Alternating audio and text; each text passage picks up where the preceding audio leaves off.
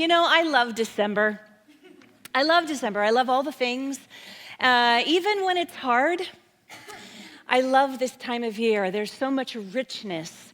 In our community, I just want to show you our interfaith altar here. I'm going to step down. I'm going slow so Shayla can follow me with the camera so it's not too, okay. So we normally have our interfaith altar on that side on the floor all year round. And in the month of December, we bring it up. We elevate it on the steps so that you all can see it. Because there are so many incredible faith traditions that celebrate that light, that love, that grace. And so much of New Thought comes from the mystical teachings, the mystical aspects of so many of the world's religions. And while the yearly calendar is different, so it's not always the same every December, there are some that are the same, which I'm going to get to in a moment. But I just wanted to share with you, that is what this is, and that is what we celebrate, our mystical roots in this metaphysical teaching of ours. And we still have, back in November, beginning of November, we had a ritual and we lit a candle for all 50 states and all of the people in all of the 50 states. And I decided that we're going to keep that lit in honor of all of our siblings in every state. Does that sound good? Yeah. So those are our New Thought altars, if you will. So for those of you who are just joining us, last week we had the Hope candle on the Advent wreath lit, and it's from the Christian tradition Advent, which is the 4 weeks leading up to Christmas. And I talked a lot about active hope last week, not wimpy hope, but active hope. And so if you missed that, or if you are feeling today like you could use some hope, I invite you into that talk. You can find it online and all the places where we have it, so I invite you into that. So this week, on our interfaith altar, we've added on our Advent wreath from the Christian tradition, and we have lit the second candle representing love. So we have hope and love represented here on our altar. And we are also honoring, you'll see right next to our Advent wreath there, the Buddha. And we are honoring the Buddhist holiday Bodhi Day and how the twain shall meet. It's very exciting how these things come together. Speaking of today, December 8th is Bodhi Day, and Buddhists all over the world celebrate Bodhi Day. It's also called Rohatsu in Japan, and this celebrates the Buddha's enlightenment. So, as the story goes, after leading a very sheltered and privileged life of a prince, one day Siddhartha Gautama ventured outside the glittering palace gates, and for the very first time in his entire life, he witnessed suffering and pain and fear in the world. He was devastated by the hunger and the poverty and the death that he saw. He wanted to understand human suffering. So in almost a fairy tale-esque hero's journey, he renounced his former life as a prince of privilege and wealth, and he became an ascetic. And what that meant is that for many, many years, he was on a spiritual quest, if you will. He wandered India searching for the meaning of life. He wanted to understand suffering, but to no avail, and he tried everything. He tried everything. Anybody? Spiritual journey, trying things, just, okay. He tried everything. That was for me, because that was me. I tried every single thing there was. So then after many, many years, disheartened at finding nothing, he could not find any of answers to the big questions of life, he finally decided to just sit down, close his eyes, breathe, and meditate. For most of the stories say 49 days. There's one that says 49 years, but that's a bit outlandish. The general understanding is 49 days. He sat under the Bo tree, now known as the Bodhi tree. And while he was under the Bo tree, he was tempted I'm putting air quotes for those of you who are listening to this, tempted by many material and worldly things. And we understand now, of course, that this was merely his ego, his shadow side that was so terrified at the unconditional love that awaited him on the other side of his enlightenment. His ego tried everything to disrupt his resolve to turn within for the answers instead of outward for the answers. Now, to read the accounts, it talks about the, again, air quotes, demons, as they called them back then, as they called the ego and shadow side thousands of years ago, tempting him with food and women and addictions and all things that were scary and fear of all sorts and distractions of all sorts. And this part of the story reads to me sort of like a 49-day dark night of the soul for Siddhartha. But in the end, his resolve and his resilience towards something greater than all of those earthly temptations won. And when those shadowed ego voices stopped from within him, Siddhartha got up from the Bodhi tree, and as legend has it, he was completely transformed. As the story goes, he had valiantly fought his inner battles and reached enlightenment. He did not achieve this seeking outside of himself, but rather turning within. It was at this point that he was then forever called the Buddha, and his ministry began, and this Buddha consciousness spread all over the world. And so today, we can consider Bodhi Day, the day that Buddhism was born. And it brought with it a heightened concept and understanding of enlightenment. That when we get quiet and we remember the power of love within us, we experience enlightenment. This made me think, you know how little ones ask the grown-ups around them to tell that story over and over again? I think I read Goodnight Moon 5,000 times. I had 4 little girls who are all young women now. I swear that book is just like still in my brain. The reason that children do this, the reason that they ask us to keep reading the same story over and over again is it goes along with building their vocabulary. Repeating the story helps them internalize information. And when children hear the same story multiple times, the neural connections in their brains associated with that story become stronger and make it easier to recall and understand the information later on.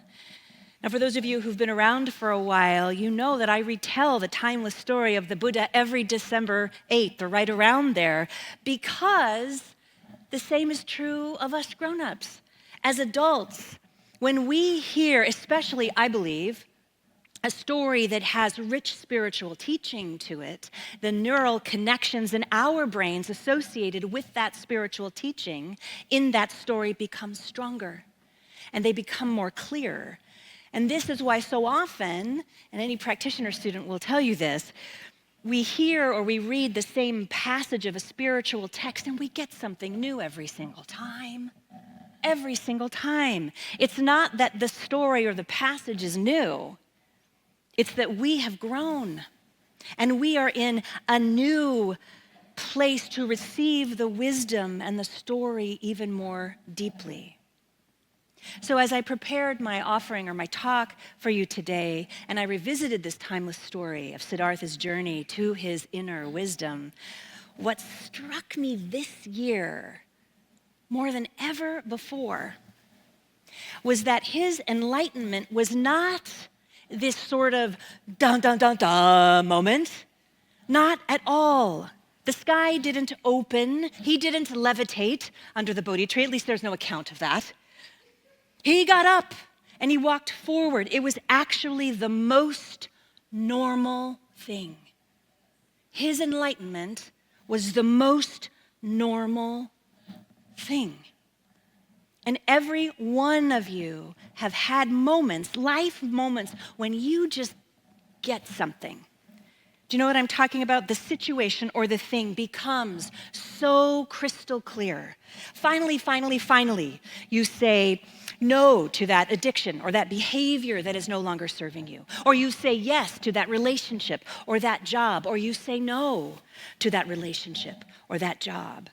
Or you decide to move to that place. It is time. Or you go back to school, or you start practitioner training or marathon training, or you get so clear that it is time, in fact, to retire or to write your book.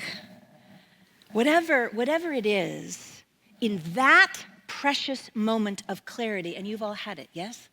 You've all had those turning points. In that moment, I want you to tap into what that felt like, because you, my love, experienced your very own normal moment of enlightenment. That is what enlightenment is. Enlightenment is not reserved for the saints and sages and gurus and spiritual teachers and folks who can somehow sit on a cushion and meditate for 12 hours straight. The experience of enlightenment is actually practical spirituality. And we talk about that a lot here. And I sincerely hope that I don't offend any of my conservative Buddhist friends with this revelation of mind. But the more that I leaned into this idea, because some conservative Buddhists would have a different take on that, and we honor all paths here. But for me personally, as a lifelong student of New Thought, the more I leaned into this idea, the more evident it became to me that every single one of us is here to experience everyday enlightenment. Everyday enlightenment in the smallest aha ways and the largest aha ways. According to the original Buddhist texts and teachings, the Buddha believed that enlightenment is attainable for all beings, meaning anyone can reach a state of liberation through following a spiritual path, regardless of their background or their circumstances. And that was a lot to say back then, given the caste system. The core belief of Buddhism is that it emphasizes that the potential for enlightenment exists within every individual. In Mahayana Buddhism, for example, there is this core idea that all beings can become Buddhas. Isn't that beautiful?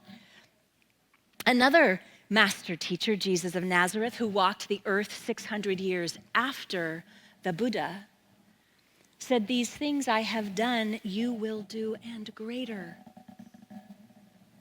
Now, while this word enlightenment isn't explicitly used in the Christian Bible as it is in the Buddhist teachings, many scholars and theologians see Jesus' teachings as referring to the concept, the very same concept of enlightenment, often described as a state of spiritual awareness or oneness with God or the divine. Enlightenment is also, for example, a central concept in Hinduism. It's referred to as moksha, where it signifies the realization of one's true nature as part of universal consciousness. Enlightenment, oh, the hair, sorry. Hang on, there we go. Gotta get out of my way. We're talking enlightenment today, come on now. That's right. We're very serious up here. Enlightenment, my friends, is a central concept in Sikhism. In Taoism, enlightenment refers to the state of becoming one with the Tao. In the Baha'i faith, enlightenment is also considered a key concept. The concept of enlightenment is present within Islam, often referred to as an Islamic enlightenment. The concept of enlightenment is prevalent in many earth-based religions, particularly those that emphasize harmony with nature, where achieving a deep, deep understanding and connection of the natural world is often seen as a form of enlightenment. So this idea of enlightenment came to the planet for all of us, not just Buddhists or monks or nuns. And here, let me tell you, here is where I really nerded out. Because, and I love this, in every tradition that I found, without exception, In every single one of them, enlightenment comes just like the Buddha taught when we turn within to spirit or source. You can call it whatever you choose. But when we connect with the divine, that is when we are primed to experience enlightenment. It never, ever, ever, ever happens outside of ourselves. It's one of the reasons here in our community we teach meditation. It's such a huge part of our spiritual practice. It's a huge piece of this. In every class that I teach, that we have, that Shelley teaches, we consistently, every week in every class, provide spiritual tools for you starting from the inside out. And yet we live in this society that is completely 100% the opposite, right? It's about the outside in. And so much of this journey of enlightenment, I believe, is peeling back the layers of the onion and beginning to understand that nothing on the outside will enlighten us. There's nothing that I can say up here that is going to provide enlightenment. It's how you internalize it. It's how you take it in. And then how you live it in the world, how you practice it in the world. So what does this actually mean to achieve enlightenment? Many of us have been given or seen sort of lofty ideas that once someone achieves enlightenment, they suddenly start speaking in hushed tones and wearing various shades of white, and they exist on kale, beans, and berries. That is all fine. That has nothing to do with enlightenment. Nothing. It's the farthest thing from it. First of all, I think the most liberating fact about enlightenment is that it doesn't erase our humanity, our realness, and our messiness. We know that the Buddha got irritated and angry. We know Jesus of Nazareth and Guru Nanak and Baha'u'llah and Muhammad, peace be upon him, had moments of despair and anger and frustration. The thing that I have come to is that what makes enlightenment so special is that it is not a destination. It is an ongoing, breath by breath process that is so very human. So there's a story that I love. It's thousands of years old. And it's a story, as so many of the stories from thousands of years ago, about a young monk and an elder monk. And so this young monk, much like Siddhartha, travels the land trying to discover for himself enlightenment. And he doesn't see it anywhere. He goes to all of the different monasteries. He goes to all the holy sites. He doesn't see enlightenment. And he's so discouraged, and he's going back home, and he's walking along his path, and he sees a much, much older monk. And this monk has this huge, heavy sack, this heavy load that he's carrying on his back, and he's humped all the way over. He's stumped all the way down, and he's walking very, very slowly. The load is very, very heavy. And the young monk comes up to him, he looks at him, and lo and behold, he sees wisdom in his eyes, even though this monk is tired and this is a very heavy load he's carrying. And the young monk interrupts the older monk on the path, and he says, "Excuse me, but I see wisdom in your eyes. Sorry to bother you, but could you please show me what enlightenment looks like?"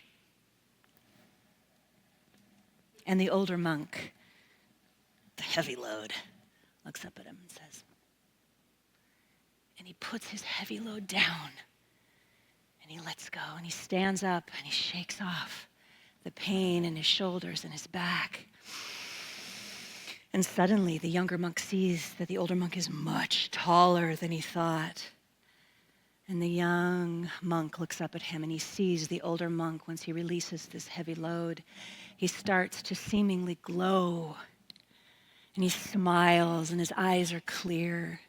And he looks right at the young monk and doesn't say a word. And the young monk says, "Oh, I get it. Enlightenment is when you let go of what is heavy for you. You let go of your burdens and your pain and your sorrow and your fear. You let go of that which is pulling you down." And the elder monk just nods. And the young monk says to him, "So then what happens after enlightenment?" And the elder monk looks at him and he leans down and he picks up and he gives him a little wink, and off he goes.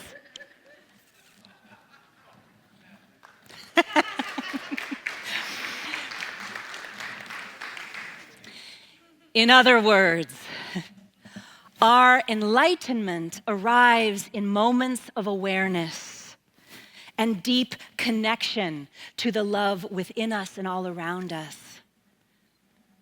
But then, just like for all of the great sages and spiritual teachers and elder monks that have walked the planet, the messiness of being human steps in. And once again, we carry that heavy load for a while until we remember that we can set it down and we can take a breath and we can stand tall and we can remember that love is right with us and we can allow it to wash over us.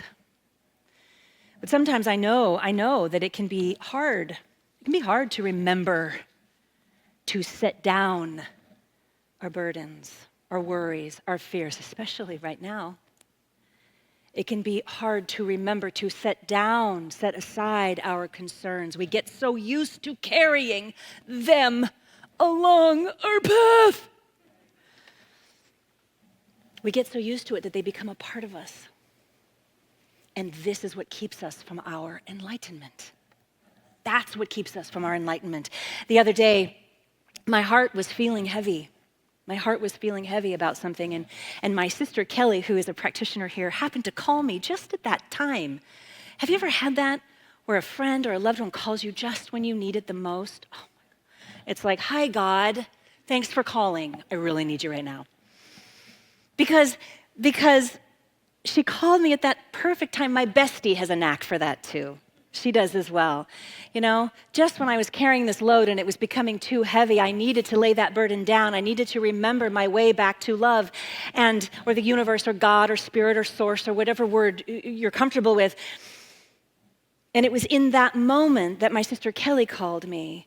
And just by hearing her voice, just by her being present with me, I was able to let that go. I was able to exhale. I was able to bring myself back to center. So I want to tell you, if your heart is feeling heavy about anything right now, please consider calling a trusted friend or a loved one or talking to a practitioner or a therapist. Because during your conversation with that person that you trust, you will feel a weight lifted, because right in front of you, that person who is supporting you, you will see the sweet face of God. We are that for each other, the face of God, the face of the divine. We are here together in spiritual community to say, "Let me take that from you. You don't have to hold that."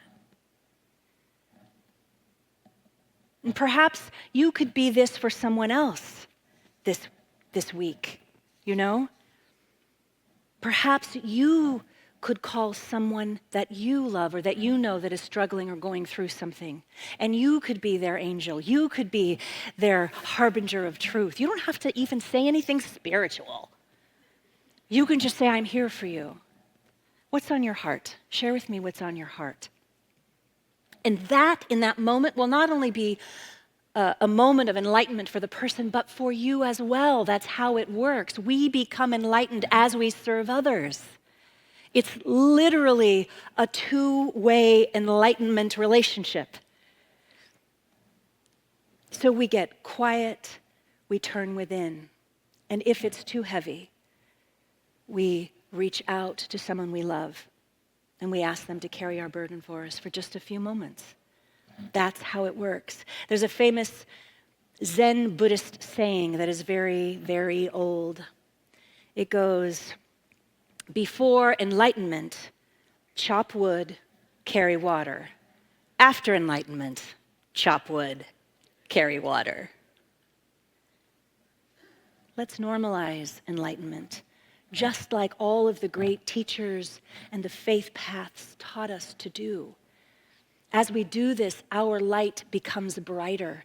It doesn't become something far away that we have to seek all the time. It's right here. It's in spiritual community. It's within each one of us. Enlightenment doesn't happen to us. We participate in it.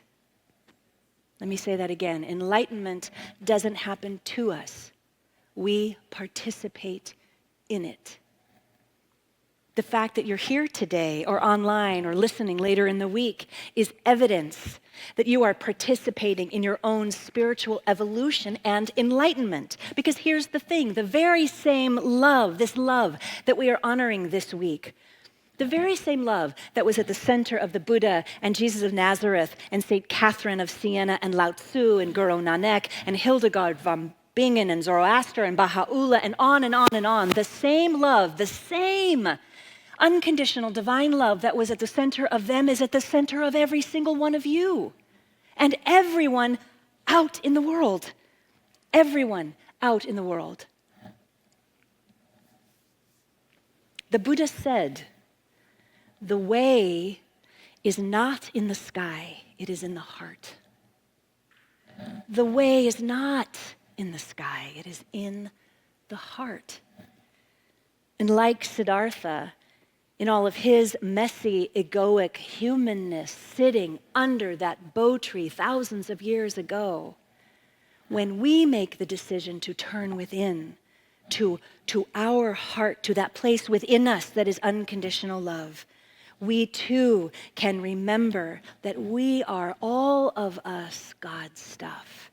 We are all of God. We are all of the same love, the same stardust. It is not reserved for the few. This love belongs to every sentient being, and enlightenment, moment by moment, breath by breath, is our birthright.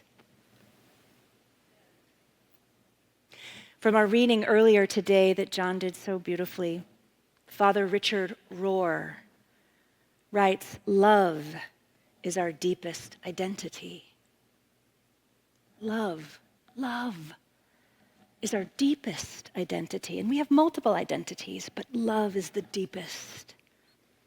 This love is ours to remember. And my friends, when we can remember this love, which has nothing heavy about it, remember that. The love is not heavy like the load we carry. When we remember this love, that Spirit guides us on our way, along our path, knowing that it is the love, in fact, that carries our burdens.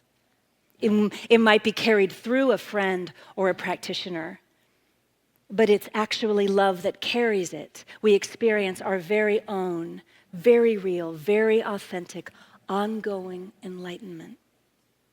So this week, I invite you to consider those aha moments that you have as moments of spiritual enlightenment. Because the more that you begin to lean into that, whatever it may be for you, the more you begin to connect that your life is spiritual. The whole of it is spiritual. This is what it means to live a spiritual life.